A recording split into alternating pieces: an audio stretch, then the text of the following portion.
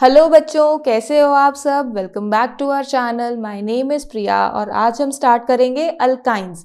यानी आज हम लोग अपने लेक्चर में स्टार्ट करेंगे अल्काइंस यानी ट्रिपल बॉन्डेड मॉलिक्यूल्स। अभी तक हम कवर कर चुके हैं अपने अल्केन्स और अल्कीन्स, जिसको हमने दो पार्ट्स में डिवाइड करके स्टडी करा था। तो अल्काइंस को भी हम यहाँ दो पार्ट्स में डिवाइड करेंगे, जिसमें फर्स्ट हाफ में हम स्टडी करेंगे अल्काइंस का एक बेसिक आइडिया लेंगे, जिसमें उसके ट्रिपल बॉन्ड के बॉन्ड को समझने की कोशिश करेंगे, नॉमेनक्लेचर डिस्कस करेंगे, आइसोमेरिज्म डिस्कस करेंगे और उसका फिर हम फर्दर प्रिपरेशन डिस्कस करेंगे।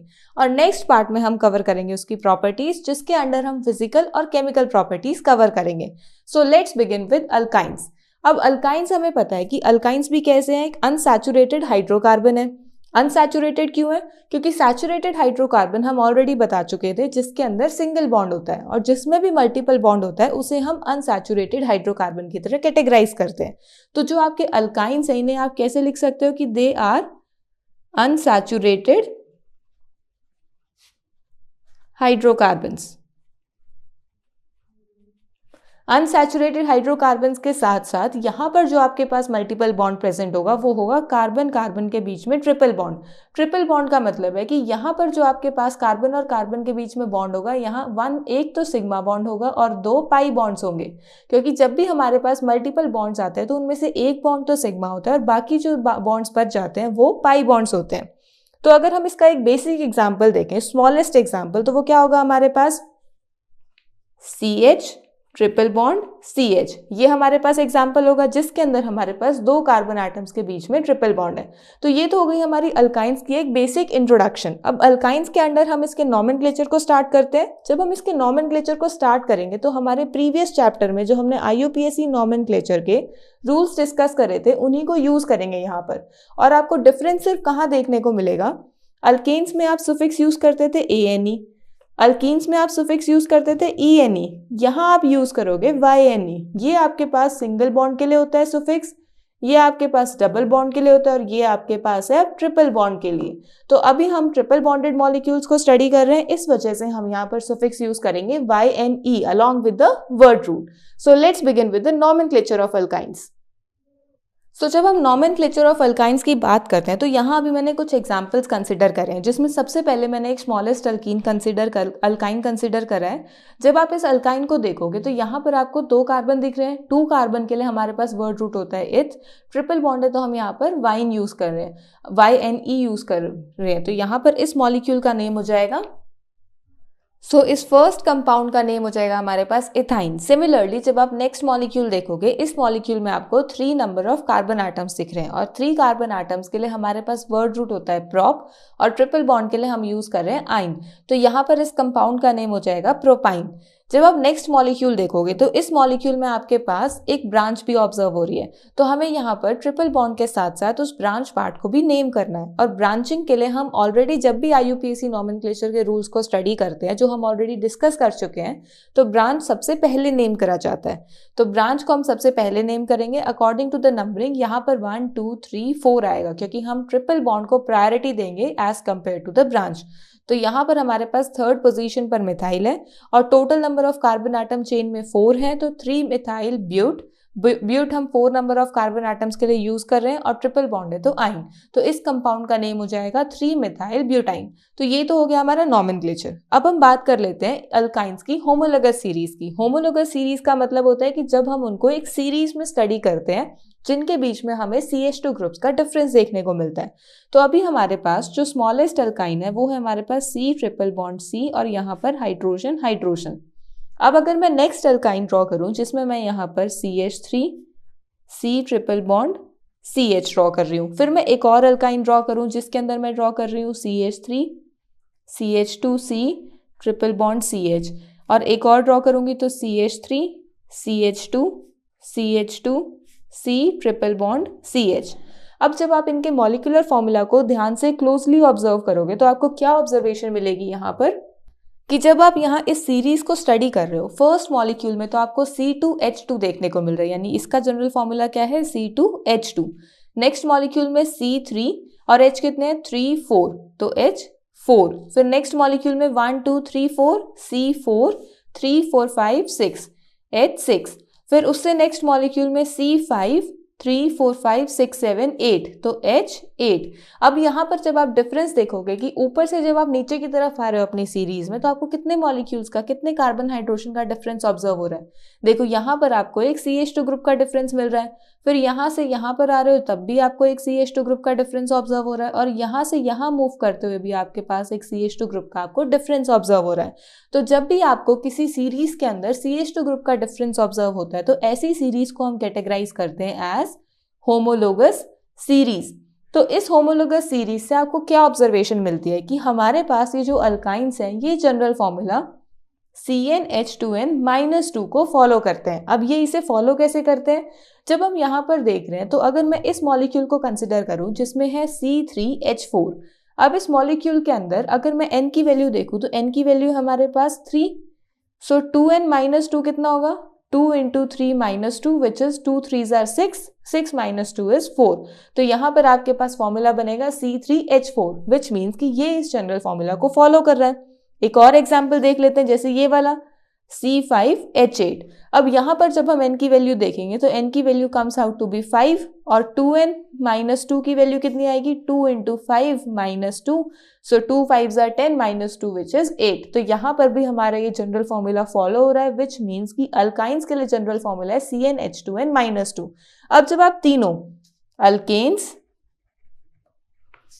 अल्कीन्स और अल्काइंस, इन तीनों के लिए जनरल फॉर्मूला देखोगे तो अल्केन्स के लिए हमने स्टडी करा था CnH2n+2, अल्कीन्स के लिए हमने स्टडी करा था CnH2n, और अल्काइंस के लिए हमने स्टडी किया है CnH2n-2। तो आपको यहाँ पर क्या ऑब्जर्वेशन मिल रही है कि सबसे पहले क्या है CnH2n+2, फिर -2 हो रहा है इसमें से फॉर्मूला में से, फिर इसी फॉर्मूला में से हमारे पास फर्दर -2 हो रहा है, क्योंकि जब भी आप यहाँ देखोगे, देखो जब आप यहाँ अल्केन्स की बात करते हो तो CH3 हम 2 कार्बन एटम्स की अल्केन्स कंसिडर कर रहे हैं, और फिर आप अगर इसी मॉलिक्यूल का अल्कीन ड्रॉ करोगे तो अल्कीन का मतलब है कि डबल बॉन्ड आ जाएगा बीच में, तो CH3 की जगह यहाँ CH2 हो जाएगा। तो यहाँ से यहाँ पर आपको कितने का डिफरेंस ऑब्जर्व हो रहा है, माइनस हाइड्रोजन यानी H2 मॉलिक्यूल का डिफरेंस मिल रहा है, यहाँ पर 2 हाइड्रोजन एटम्स का डिफरेंस मिल रहा है। और अगर आप इसका अल्काइन बनाओगे तो CH ट्रिपल बॉन्ड CH, यहाँ से यहाँ तक आने में भी आपको 2 हाइड्रोजन एटम्स का डिफरेंस ऑब्जर्व हो रहा है। तो यहाँ हम बस 2 हाइड्रोजन एटम ही तो सब्ट्रैक्ट करते आ रहे हैं। तो हमारे पास जो जनरल फॉर्मूला बन रहा है तीनों कंपाउंड्स के लिए, अल्केन्स के लिए है CnH2n+2, अल्कीन्स के लिए CnH2n, अल्काइंस के लिए है CnH2n-2। तो अगर आपको कोई भी बड़ा मॉलिक्यूल दे रखा है जिसे आप ड्रॉ करके फाइंड आउट नहीं कर सकते किस कैटेगरी से बिलोंग कर रहा है, तो आप उसे इस फॉर्मूला को यूज करके फाइंड आउट कर सकते हो कि अल्कीन्स कैटेगरी से, अल्कीन से है या फिर अल्काइन से है। So this was your overall general introduction about the alkynes plus the nomenclature of alkynes. अब अल्काइंस के आइसोमेरिज्म को स्टडी करने से पहले उसके ट्रिपल बॉन्ड कैरेक्टर को समझने की कोशिश करते हैं। जैसे हमने अल्कीन्स के अंदर उसके डबल बॉन्ड कैरेक्टर को समझा था ना, यहाँ पर हमारे पास ट्रिपल बॉन्ड देखने को मिल रहा है। तो सबसे पहले इसके ट्रिपल बॉन्ड के कैरेक्टर को, ट्रिपल बॉन्ड के स्ट्रक्चर को समझते हैं। सो जो हमारे अल्काइंस है ये कुछ इस तरीके से, हमारा इनका हाइब्रिड ऑर्बिटल स्ट्रक्चर इस तरीके से होता है, जो हम ऑलरेडी केमिकल बॉन्डिंग में स्टडी कर चुके हैं, जिसमें हमने देखा था। ये एग्जांपल हमने एसिटाइलिन का कंसिडर करा है, यानी इथाइन का कंसिडर करा है।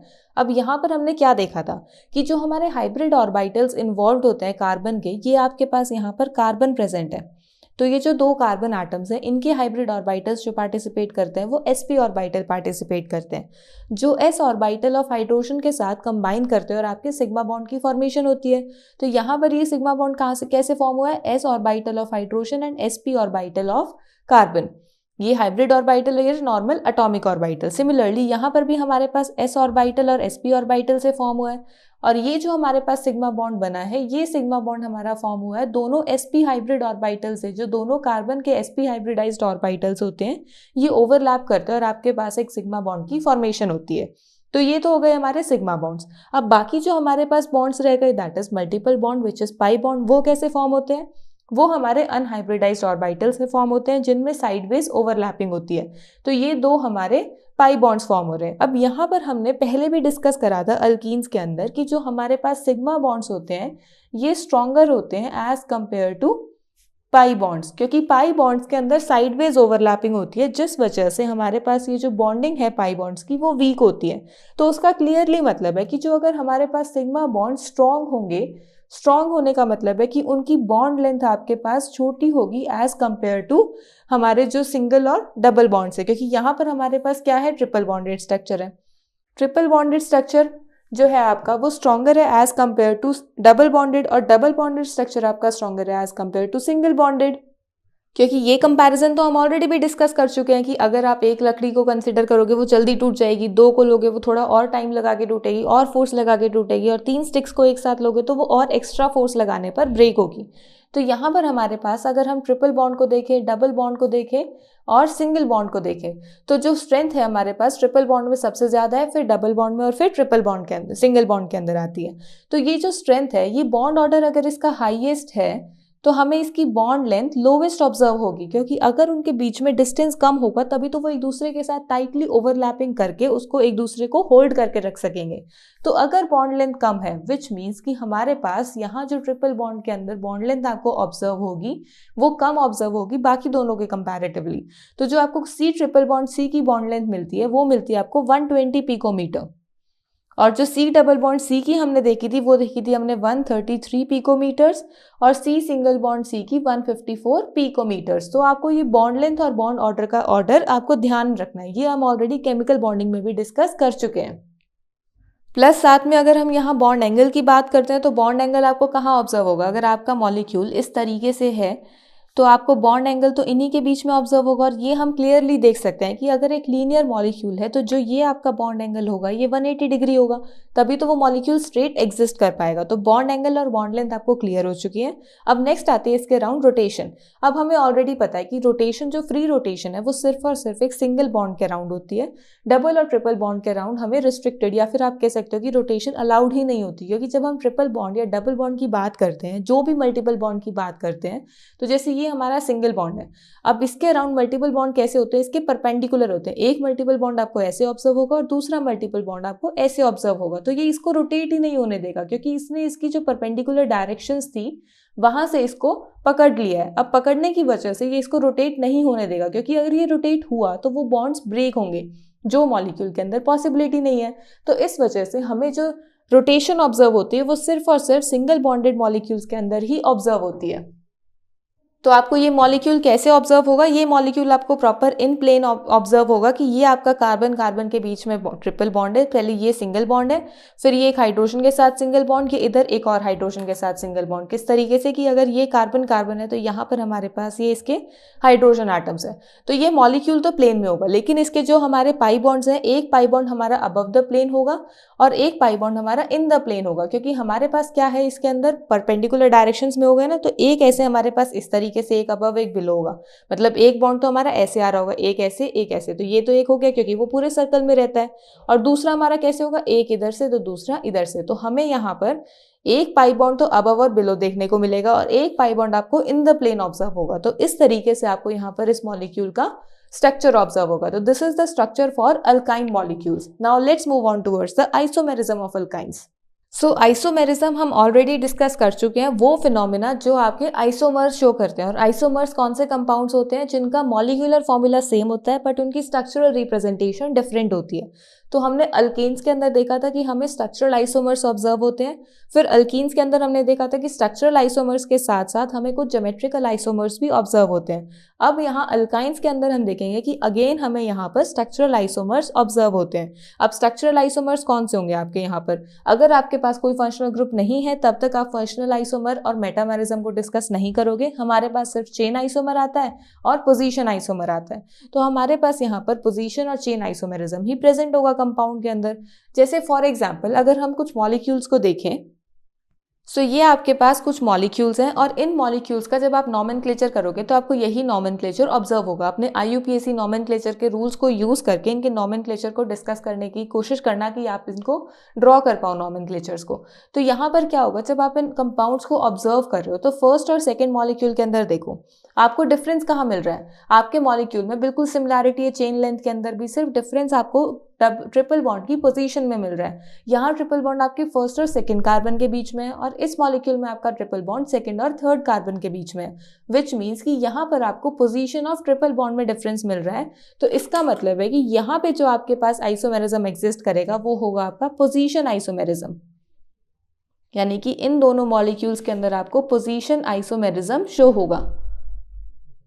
अब यहाँ पर आपके पास जो थर्ड मॉलिक्यूल है, अगर आप इन्हें फर्स्ट टू मॉलिक्यूल्स के साथ कंपेयर करोगे तो यहाँ पर भी total number of carbon atom तो सेम है, total number of hydrogen atoms भी सेम है, बट डिफरेंस कहाँ ऑब्जर्व हो रहा है? अब आपको डिफरेंस आपको यहाँ पर चेन लेंथ में ऑब्जर्व हो रहा है। यहाँ पर आप देखो 5 कार्बन आटम्स की चेन है, लेकिन यहाँ पर आप देख पा रहे हो क्लियरली कि 4 कार्बन आटम्स की चेन है, विच मीन्स कि जब हम यहाँ पर फर्स्ट को थर्ड के साथ कंपेयर करेंगे या सेकेंड को थर्ड के साथ कंपेयर करेंगे तो हमें इन मॉलिक्यूल्स के अंदर चेन लेंथ में डिफरेंस ऑब्जर्व हो रहा है, विच मीन्स कि ये जो हमारे पास मॉलिक्यूल्स हैं ये चेन आइसोमेरिज्म शो करेंगे।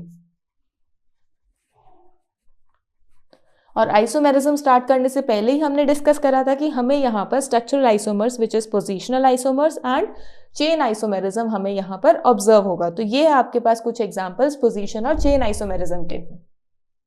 अब एनसीईआरटी में आपके आइसोमेरिज्म पर एक प्रॉब्लम गिवन है, सो लेट्स सी उस प्रॉब्लम में क्या पूछा हुआ है। प्रॉब्लम नंबर 9.13 में क्या पूछा है? Write structure of different isomers corresponding to fifth member of alkyne series. यानी फर्स्ट स्टेटमेंट में आपको क्या बोला है? फर्स्ट स्टेटमेंट में आपको बोला है कि आपको यहाँ पर different structure of isomers draw करने हैं। डिफरेंट स्ट्रक्चर ऑफ आइसोमर्स का मतलब है कि आपको यहाँ पर जितने भी पॉसिबल आइसोमर्स हैं उन्हें ड्रॉ करना है, और किस मॉलिक्यूल के लिए ड्रॉ करना है? Fifth member of alkyne series. Fifth member of alkyne series का क्या मतलब है? फर्स्ट मेंबर हमारा कौन सा अल्काइन सीरीज का? CH ट्रिपल बॉन्ड CH, ये है हमारे पास फर्स्ट मेंबर। अगर हम सेकेंड मेंबर की बात करेंगे तो क्या होगा? इसमें CH2 इंक्रीज करना है, यानी CH3 CH triple bond CH, ये हो जाएगा हमारा सेकेंड मेंबर। थर्ड मेंबर कौन सा होगा? CH3 CH2 C triple bond CH, यहाँ पर भी C ट्रिपल बॉन्ड CH, तो ये हो जाएगा हमारा थर्ड मेंबर। फोर्थ मेंबर में क्या होगा? यहाँ पर इसका ट्वाइस हो जाएगा, और फिफ्थ मेंबर के अंदर क्या होगा? यहाँ इसका थ्राइस हो जाएगा। तो हमें फिफ्थ मेंबर में क्या फॉर्मूला ऑब्जर्व हो रहा है? 3 4 5 6 कार्बन तो हमें 6 मिल रहे हैं, और हाइड्रोजन कितने ऑब्जर्व हो रहे हैं? 3 2 6 7 8 9 एंड 10, यानी कि C6H10 हमें यहाँ पर क्या ऑब्जर्व हो रहा है? Molecular formula. तो आपको C6H10 मॉलिक्यूल के लिए डिफरेंट आइसोमर्स ड्रॉ करने जितने भी पॉसिबल है। Also right IUPAC name of all the isomers, आपको इसके साथ साथ सारे आइसोमर्स का IUPAC नेम भी बताना है, and what type of isomerism is exhibited by different pair of isomers. और आपको ये भी बताना है कि यहाँ पर जो हमारे डिफरेंट पेयर ऑफ आइसोमर्स हमने देखे हैं उनमें किस टाइप का आइसोमेरिज्म प्रेजेंट है, यानी वो कौन सा आइसोमेरिज्म शो कर रहे हैं। अब ये ऐसे क्वेश्चंस हम प्रीवियस लेक्चर में भी डिस्कस कर चुके हैं, जहां पर मैंने बताया था कि हमें यहाँ पर hit and trial method use करना है आइसोमर्स को फाइंड आउट करने के लिए कि हमारे कितने आइसोमेरिक स्ट्रक्चर्स पॉसिबल हैं। अब ये डाउट ना काफ़ी बार मैंने कमेंट सेक्शन में भी देखा था कि स्टूडेंट्स पूछ रहे हैं कि मैम क्या कोई ऐसा ट्रिक पॉसिबल है, कोई ऐसी जिससे हम total number of isomers find out कर सकें, क्योंकि हिट एंड ट्रायल मेथड थोड़ा सा इनकन्वीनियंट सा हो जाता है, क्योंकि उससे हमारे यूजुअली आंसर्स जिनको प्रैक्टिस हो वो तो फटाफट फाइंड आउट कर लेते हैं, लेकिन जिनकी प्रैक्टिस नहीं होती उनके लिए थोड़ा सा डिफिकल्ट होता है। अब यहाँ पर क्या डिफरेंस आ रहा है? जब आप यहाँ आइसोमर्स की बात करते हो ना, तो हमने 2 टाइप के आइसोमर्स स्टडी करे थे, जिसमें हमने देखा था कि एक हमारे पास होते हैं स्ट्रक्चरल आइसोमर्स और दूसरे होते हैं हमारे पास स्टीरियो आइसोमर्स। तो अभी हम यहाँ पर जब भी बात कर रहे हैं तो हमेशा स्ट्रक्चरल आइसोमर्स की बात कर रहे हैं, क्योंकि स्टीरियो आइसोमर्स में हमने सिर्फ ज्योमेट्रिकल आइसोमर्स डिस्कस करें हैं, और जो बाकी स्टीरियो आइसोमर्स जिसमें ऑप्टिकल आइसोमेरिज्म आता है वो आप नेक्स्ट क्लास में डिस्कस करोगे। तो स्टीरियो आइसोमर्स फाइंड आउट करने के लिए तो हमारे पास फिर भी एक फॉर्मूला है, पर स्ट्रक्चरल आइसोमर्स फाइंड आउट करने के लिए हमारे पास एज सच कोई फॉर्मूला नहीं है, आपको hit and trial method he use करना पड़ेगा। सो यहाँ पर भी हम hit and trial method use करके ही C6H10 के डिफरेंट स्ट्रक्चरल आइसोमर्स को ड्रॉ करेंगे। So fifth member of alkyne series is C6H10, वो हम ऑलरेडी डिस्कस कर चुके हैं, और ये इसके कुछ डिफरेंट पॉसिबल स्ट्रक्चर्स पॉसिबल हैं। तो यहाँ पर आपके अप्रॉक्सीमेटली 1 2 3 4 5 6 7 स्ट्रक्चर्स पॉसिबल है C6H10 के।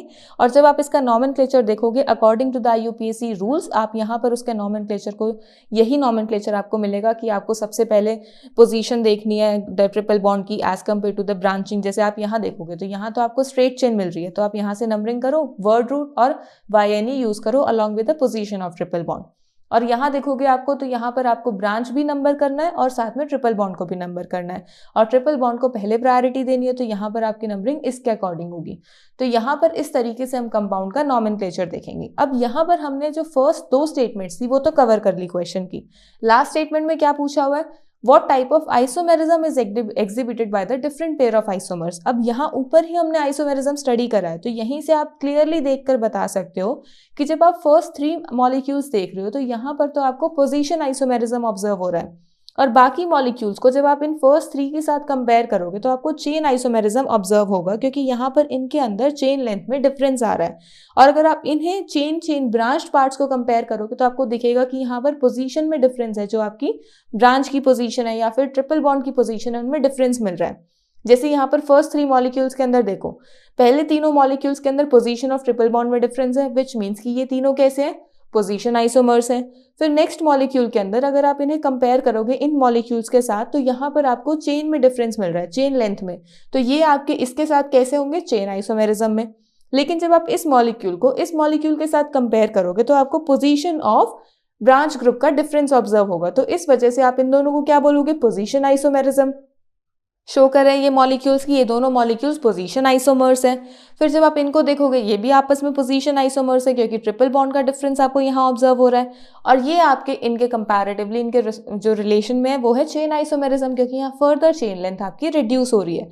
तो यहाँ आपको किस टाइप के आइसोमेरिज्म शो हो रहे हैं, chain isomerism and position isomerism. तो हमें यहाँ पर कौन सा आइसोमेरिज्म शो हो रहा है, position and chain isomerism. So this was your problem number 9.13. Now let's move on towards the preparation of alkynes. So जब हम प्रिपरेशन ऑफ अल्काइंस की बात करते हैं तो आपके पास दो मेथड्स हैं जिनसे आप अल्काइंस की प्रिपरेशन कर सकते हो, from calcium carbide and from vicinal dihalides. यानी यहाँ पर आप कैल्शियम कार्बाइड को यूज़ कर सकते हो या फिर विसिनल डाइहेलाइड्स को यूज़ कर सकते हो।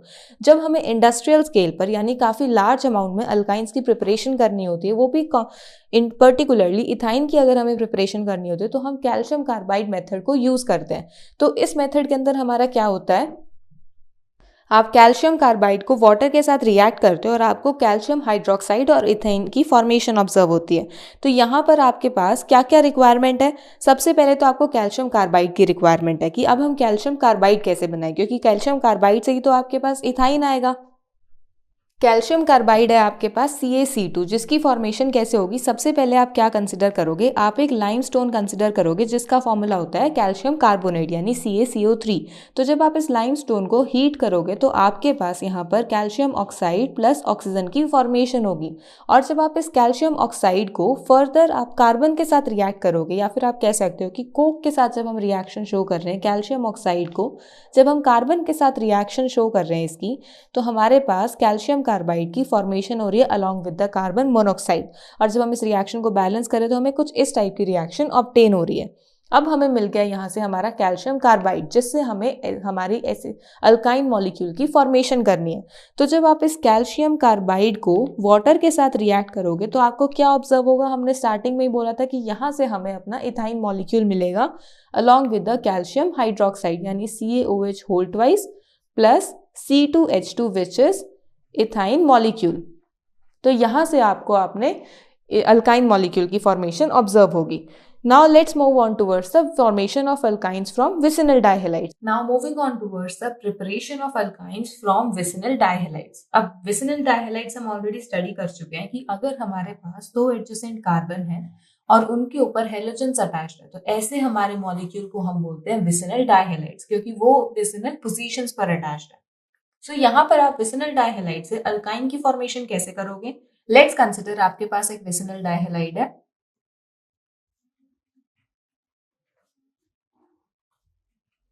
This is your vicinal dihalide. अब जब आप इस विसिनल डाइहेलाइड को एल्कोहलिक KOH के साथ रिएक्ट करोगे, अब ये एल्कोहलिक KOH के साथ रिएक्शन हम ऑलरेडी डिस्कस कर चुके हैं, जहां पर हमने विसिनल डाइहेलाइड से ही यानी नॉर्मल हाइड्रोजन हैलाइड से, विसिनल डाइहेलाइड से नहीं, हाइड्रोजन हैलाइड से अल्कीन की फॉर्मेशन करनी थी। उसके अंदर हमने देखा था कि यहाँ पर होती है डिहाइड्रोहेलोजनेशन।